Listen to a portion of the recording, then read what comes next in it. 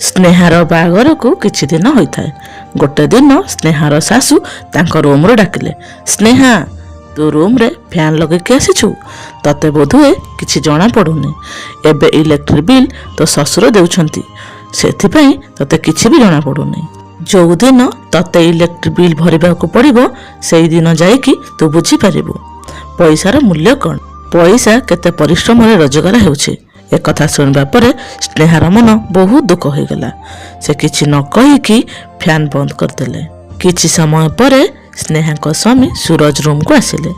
ସେ ଧୀରେ ସେ କହିଲେ, ସ୍ନେହା ମାଙ୍କ କଥାକୁ ଖରାପ ଭାବନି। ତାଙ୍କର ଏମିତି କହିବାର ମାନେ ତୁମକୁ ସେ ବୁଝେଇବାକୁ ଚାହୁଁଥିଲେ, ଗାଳି ଦେବାକୁ ନୁହେଁ। ଏକଥା ଶୁଣିବା ପରେ ସ୍ନେହା ହସିକି କହିଲେ, ଏଥିରେ ଖରାପ ଭାବିଲା ଭଳି କିଛି କଥା ନାହିଁ।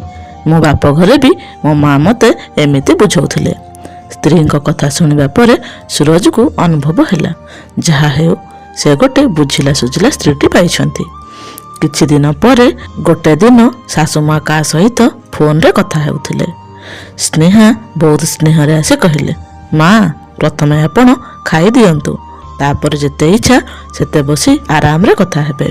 ଏକଥା ଯେମିତି ଶାଶୁ ମା ଶୁଣିଲେ ରାଗିଗଲେ, କାରଣ ତାଙ୍କୁ ଏଇଭଳି କଥା ଭଲ ଲାଗିଲାନି।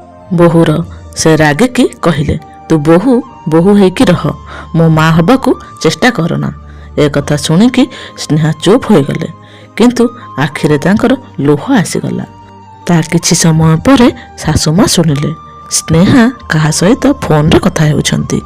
ବୋଉ ମୁଁ ତ ଏଠି ସମସ୍ତଙ୍କୁ ନିଜର ଭାବୁଛି, ବୋଧହୁଏ ଏମାନେ ମୋତେ ନିଜର ଭାବୁନାହାନ୍ତି।